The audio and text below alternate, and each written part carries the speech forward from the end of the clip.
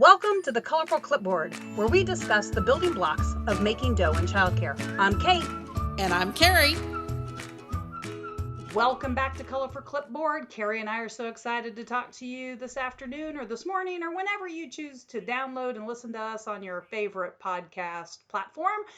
Anyway, today we are going to talk about goal setting. Carrie, I feel like this is something that everybody hears, but nobody truly understands or even remotely gets why they need to do this. I mean, I think that's true, but I also think that there's some people who say, I'm not a goal setting person. But if you say, okay, do you have problems in your life that you'd like to fix? They're like, oh, absolutely. Okay, well, that's goal setting. You just think of it as problem solving, but it's the same thing. Well, goal setting also comes with things like vacation, and, if you're going to the H-E-B, right, or the grocery store, that's still goal setting because you have to know where you're going and what you're getting when you get there. Yep, every trip has goals in it, and I write down my goals for every day. Like today, I was supposed to call the carpet cleaner. Did not get that done. I was supposed to get food from H-E-B. Did get that done. I had some stuff I needed to read, some phone calls I needed to make, some content I needed to create. Haha, that's what we're doing right now. All of those were on my to-do list, so they were goals for the day. But sometimes we've got bigger goals than going to the grocery store. So I think of bigger goals as kind of like that roadmap, right? We used the example of going to the grocery store around the corner, but, I think of goal setting on a much larger scale for a lot of the times, right? And so that to me is kind of like taking a trip to South Carolina and not having a map. Yep. Not a whole lot of people are going to go on that venture. And even if they do without a map, chances are it's going to take them a little bit longer. And it may not be necessarily as fun because they may have missed some really cool opportunities. Yeah. I mean, we used that example in our book that's coming out on October 1st, right? We talked about how business plans, which are just really big goals, are like you decide you want to take a road trip to a place. Well, if you didn't have a map, then you're probably not going to get there very effectively. If you're just like, I'm going to run my business. Okay. Is it going to get better? Are you going to increase your revenue? Are you going to get better staff? Like, surely you want to do some stuff along the way of just running my business. Exactly. So a lot of times when you hear people talk about goal setting, read that chapter in our book, listen to our other podcasts, we talk about making goals SMART, right? Specific, measurable, attainable, realistic, and timely. So, Carrie, I thought instead of us talking about, let's pick something that makes sense as a goal for a director, and let's talk through how you would break that down as an actual goal that is SMART. Okay. Do we want to do accreditation, enrollment numbers, hiring? There's so many options. Well, so we're rapidly getting to the end of the year. And I know all of you listening are going, it's not even October yet. But, as a director, you've always got to be a couple of months in advance. So let's think about how the goal for maybe the January enrollment season. Okay.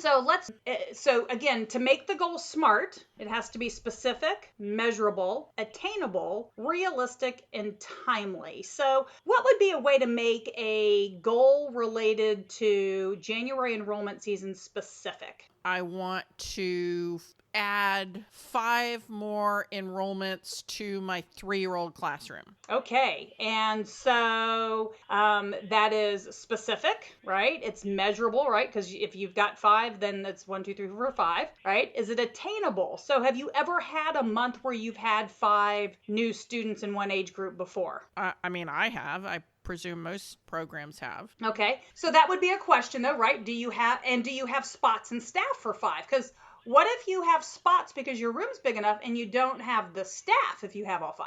Well, then I have to have a sub goal that is hire a new assistant for that classroom. So that becomes Absolutely. a sub goal part, and so that means I have to recruit some people onto my team to make my bigger goal of enrolling 5 new 3-year-olds happen. I need to get other people on my team.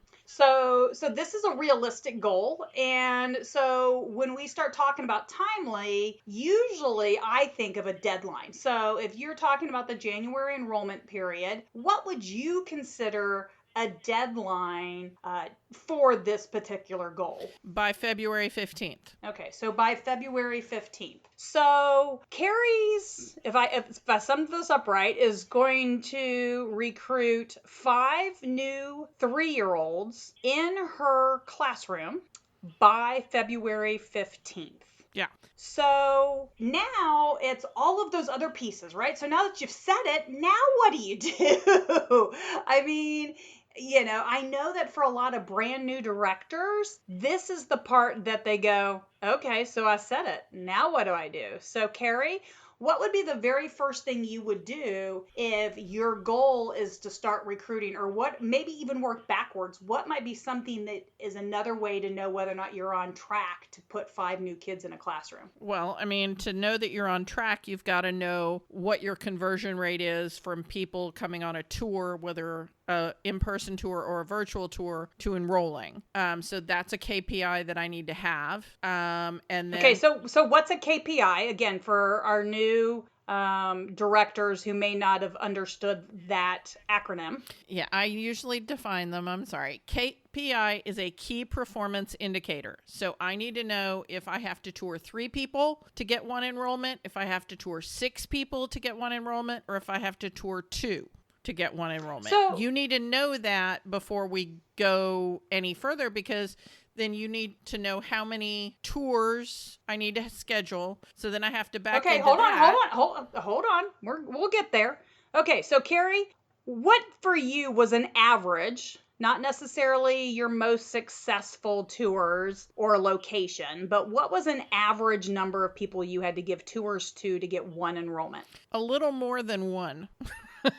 So should we go with 2 or 3? Or based on directors we've had in the last few months, what do you hear? I think, I mean, to me, 2 seems like a good number, but a lot of people have to have 3 because they're not doing a good enough job at winnowing people down before they come to a tour. Okay, so let's go with 3. So Okay. If you have to give 3 tours to get 1 enrollment and you want 5 enrollments, you have to do 15 tours? Yep. Okay. So one of the problems that I know our directors have had in the past, and for those of you who might be new to Colorful Clipboard, Carrie and I have been working with directors for 19 3/4 years. With a director credentialing program, but we actually trained directors and ran a substitute service for a few years before that. So we have definitely been around the childcare industry and working with directors. And I know that in our best practices, when we talk about giving tours, we really talk about making sure you've got a script. And we talk about conversion rates. But if we're talking about 15 people who have to walk through your facility, how many people do you have to actually schedule to come in? Well, it depends on what kind of follow-up you have between when you schedule it and when they show up. If you just schedule it on a Thursday and expect them to show up the next Wednesday, you're going to have to schedule a lot. But if you scheduled them on Thursday, followed up with an email or a text right away, and then contacted them 2 or 3 more times in between that Thursday and that Wednesday, then you're going to get a pretty close to 100% show up rate. Okay, so let's just assume it's not 100%. So let's just assume we've got a fairly new director. What if we said 20 on the schedule to get 15 to walk through? Okay. Okay, so just to recap, our goal is 5 new enrollments. We feel like to get that, we need to have 15 people tour our facility. To get 15 to tour our facility, we feel we need to have at least 20 people who've made a schedule or who have scheduled to come in to see the tour or to see the facility. Right. Whether that's live or in person or virtual. Right. Right. Okay. So we have 20 people. Now, how do we get these people? Where do they come from? And how many people have to call me before I can get 20 people to come see me? That is where all of this falls apart for an awful lot of people. Is it like, okay, great, I need to have 20 tours. So how am I going to get 20 people to email me or call me or, fill out the tour little widget on your website. You have to know your clients. And so you have to know where they are so that you can reach people who are like your current clients and get them excited about coming to your program. Well, how many of them do I need to have? Can't I just have 20? If you could just have 20, then that would make life a lot easier. But the chances are is that there are a lot of people who have 3-year-olds who are not a good fit for your program, because your program is a play-based program without any specific affiliation. So it's not Reggio, it's not Waldorf. It's just we do developmentally appropriate practices and we play with children to help them learn what they need to learn. Well, but some of the parents are like, no, I'm looking for a Reggio program. And other people are like, no. I heard about this Waldorf thing. It sounds really dope. And once you start, you can go all the way through high school with Waldorf. I love this. Or they're like, no. I heard about how you can have a dual language immersion program, and that's what I want. I mean, there's hundreds of different ways to have a specific educational philosophy, and there are parents who have educational philosophies for their children, or the reason that people enroll in January is because they enrolled somewhere and it didn't work out, and so now they're making a change. So you have to be different from those other programs, and some people are not going to be a good fit for you. Okay, so I definitely, obviously, on the phone have to talk to them, but how many people have to call me? Or email you. Or email me. How many people have to inquire for me to get 20 people to show up? I don't know. My guess would be somewhere between 3 and 5 people before you get one qualified lead. What are your thoughts on those numbers? You mean I need to have 60 people at least call me just to put 5 people in my classroom? I mean, I think so. I mean, what do you think, Kate, from your experience?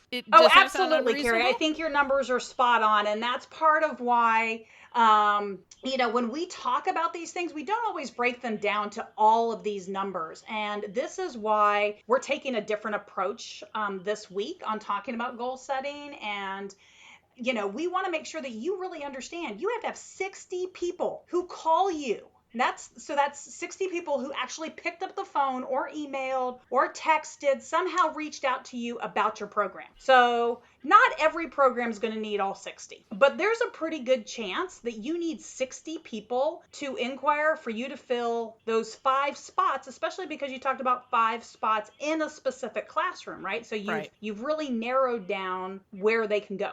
So if this is starting to sound a little overwhelming for you, that is okay. That's what we're here for. You can reach out to us from a coaching standpoint, or come October 1st, you can download our book, which is From Overwhelmed to... I can do that. I can do this. See, I can do this. And that was a long-term goal that Carrie and I set. And we won't even talk about how many people had to be involved in that process. And well over a dozen. So when you start thinking about needing 60 people to come into your program somehow, and you're probably sitting there scratching your head trying to figure out, well, how am I going to make this happen? Where do I go find them? This is where you get your parents and staff involved and you create a team. So, Carrie, what might that look like? I mean, I think one of the, we have always suggested having some sort of referral program for your current clients and for your current employees. And here's my problem with what a lot of people do with their referral programs is they're like, I'll give you a credit or you'll get a bonus on your paycheck. And that is not nearly as motivating as being handed cash. You got to hand people cash.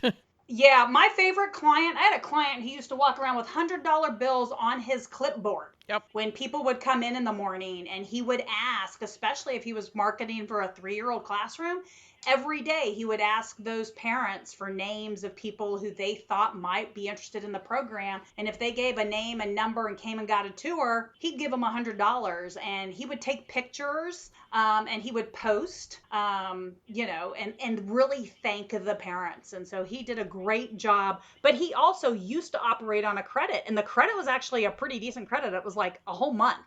And we switched from a whole month to $100 in cash. And that cold hard cash got him more referrals. Yeah. And it was a lot cheaper. And that doesn't make sense, right? Because the month's worth of tuition is going to be more money in their pocket than a $100 bill or a $20 bill or whatever it is in cold hard cash, but it works better. So getting those people enrolled and by enrolled, I mean getting people who are already working at your center or bringing their children to your center to be part of your marketing team is great. You can give them social media posts that they can post on their social media. Make sure that they're sized appropriately for Facebook, for Instagram, for TikTok. And I think there also some people still believe in Twitter. I don't believe in Twitter, but other people do. So make sure that you create. Carrie doesn't tweet. No, I do not tweet. But make sure that you have like a graphic that says, my 3-year-old has a great time at ABC Childcare, and make them in all of those different forms. And everybody who tags you in their post, then they also get some sort of cool thing. Absolutely. And okay, so now I'm sitting here going, because, we've already told people we've been doing this for 20 years plus. So you guys can probably figure out that we're definitely over our general target market of mid-20s. So who's going to help me make those graphics? So you probably have someone on your staff who is very interested and really loves to play with Canva, which is the free graphic design software. And by software, I mean it's a web app. You don't have to have anything downloaded on your computer. You just have to have a computer that has access to the internet.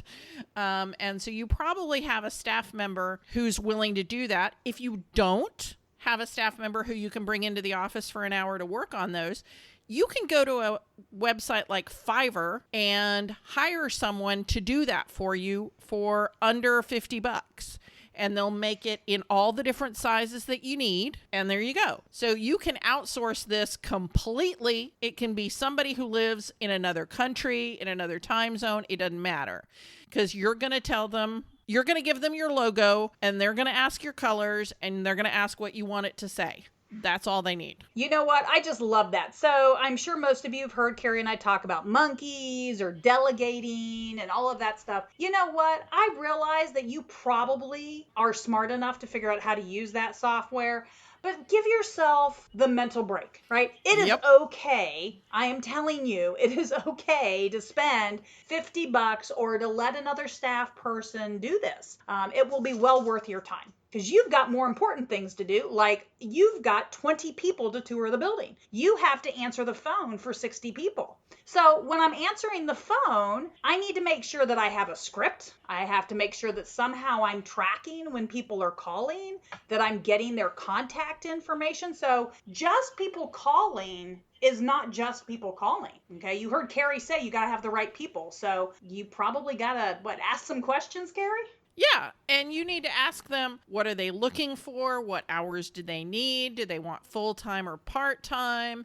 What is their educational philosophy? If they, give you a blank stare or there's a lot of dead air, then you say, okay, what is most important to you about what your child does during the hours they're here with us? And that'll tell you. If they say, well, I just want a place where they're safe and warm and well-fed, is that the highest priority at your school? If they say, I want them to be learning, I want them to be ready for school when school starts. Again, the question is that the highest priority of your school? I want them to be having a great time. I want them to be polite.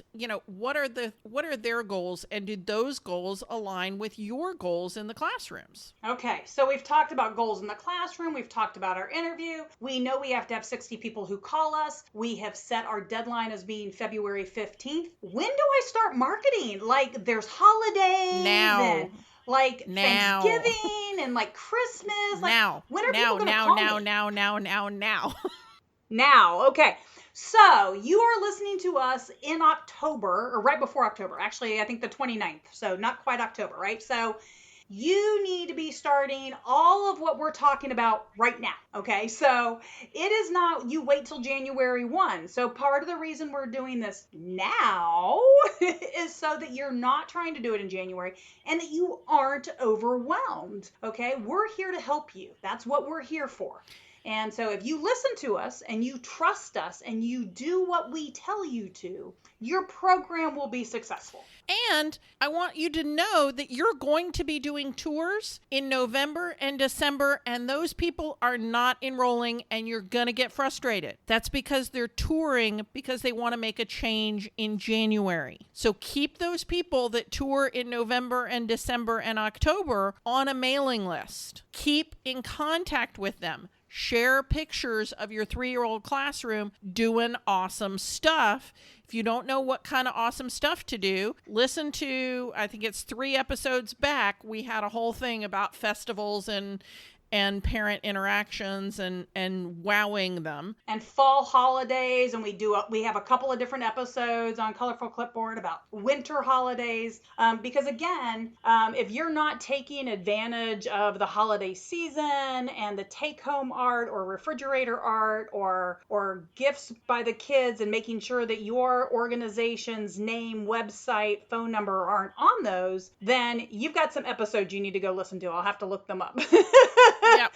So, Carrie, as we start to wrap up this episode, what are some other things that we need to make sure that we tell the directors who are listening to us today if they want 5 new people? What is the last nugget you want to share with them? Oh, goodness. Last nugget. Communicate early and often about the values of your program and encourage the people who are already invested in your program to do the same. Sounds awesome. So, thank you so much for listening to Colorful Clipboard. Carrie, tell them a little bit about what's happening next week. So next week, the book that Kate and I have been working on for a year, actually more than a year, but a year of consistent effort is coming out. It will be available at bookstores anywhere, or you can buy it on Amazon. And it's called From Overwhelmed to I Can Do This, a guaranteed, oh no, I should have it in front of me, guaranteed success manual for the childcare director, I think. But if you do From Overwhelmed to I Can Do This, you will absolutely get it. And it's going to have a discounted price for that first week of October. So you can download it on your Kindle for less than $2. Not sure yet whether it'll be 99 cents or $1.99. I got to finish sorting that out with Amazon, but you can buy it at your local bookstore. You can buy it off of Amazon, and it has so many tips and tricks to make your job as joyful as you want it to be. We don't want you to be overwhelmed. We want you to know that you can absolutely do this job and rock it. Absolutely. All right. Thank you so much. And if you've liked what you've heard, share, tell others, buy us a cup of coffee. The link's in our in the episode description. And I have another thing. If they want an early copy and they want to be part of our launch team, just send us an email at hello@Colorful Clipboards, and we'll give them a free early copy, and they can be part of our launch team.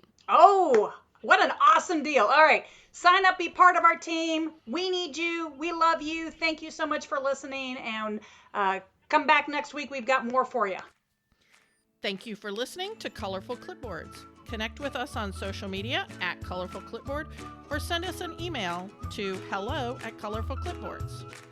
Send us your voicemail with your own questions and stories. If you want to keep learning with us, visit Texas Director, where we continue to have seminars, licensing, programs, and more. This show has been made by me, Carrie Casey, and Kate Young, with assistance from Hallie Casey and Marie Young. If you learned something today, share the show.